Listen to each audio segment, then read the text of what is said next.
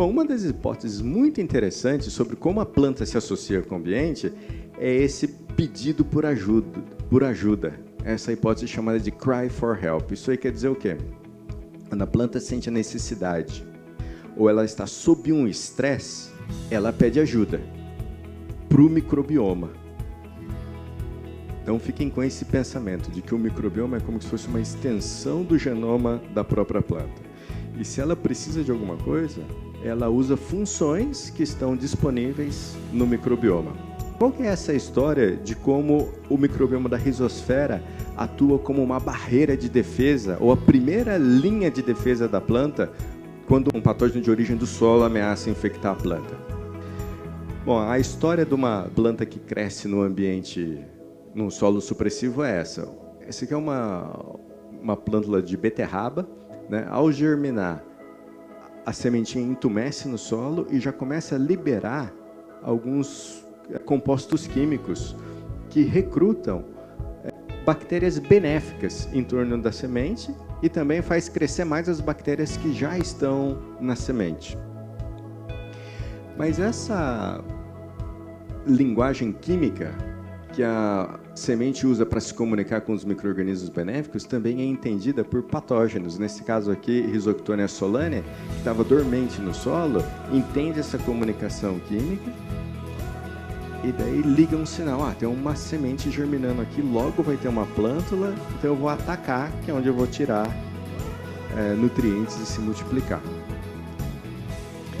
Quando esse patógeno começa a crescer e chega aqui na região da rizosfera, ele exerce um estresse que a planta responde à presença desse fungo. Ela responde à produção de ácido oxálico do fungo de duas formas. Ela aumenta a abundância de algumas bactérias específicas e ativa funções específicas dentro desses grupos bacterianos que ela aumentou a abundância. E a consequência disso é a proteção. É a proteção aqui do sistema radicular. Isso funciona de forma natural.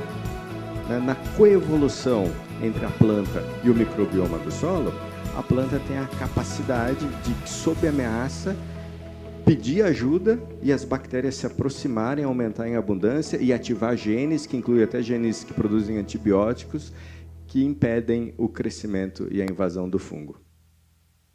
Isso é interessante, porque acontece na rizosfera, mas se o fungo conseguir atravessar essa primeira camada da rizosfera, tocar o tecido da planta, ele enfrenta o próprio sistema de defesa da planta, mas se ele entrar dentro das raízes, o microbioma da endosfera também tem esse mesmo tipo de reação e protege a planta.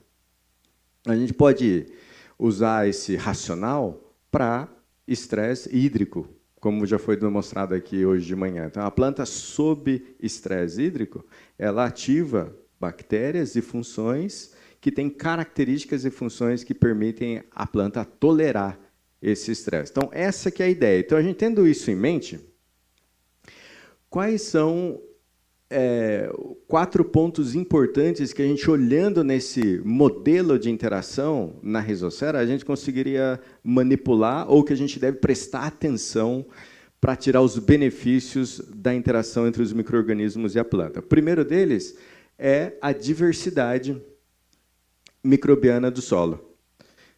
Se a gente pegar inúmeros estudos e comparar ambientes saudáveis e ambientes desequilibrados, a gente vai ver que em ambientes saudáveis existe uma maior diversidade de micro-organismos. E na ecologia microbiana, a gente tem uma coisa que a gente chama de redundância funcional. Às vezes a gente tem estrutura de micro-organismos, nomes de micro-organismos diferentes, mas eles conseguem fazer a mesma função. Daí, tá vendo? Qual que é a importância, no contexto dessa hipótese, cry for help, qual a importância da diversidade? Se a planta está sendo atacada por um patógeno, ela vai gritar. Eu falo assim, a estratégia da planta, a planta grita, a planta recruta, a gente usa essa linguagem comportamental, mas não tem nenhum sentimento entre a planta e os micro-organismos.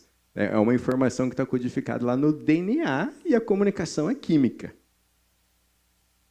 Mas para explicar é mais fácil explicar assim, né? Usar esse vocabulário comportamental. Então a planta olha para baixo, vê um fungo se aproximando, sente a presença dele e fala: opa, avisa as bactérias guardiãs que crescem, ativam as funções. E agora, num ambiente que tem baixa diversidade, a planta grita, e se não tiver quem atende? Então, está vendo a importância da diversidade? Sob a necessidade, tem que ter alguém lá para atender a necessidade. Bom,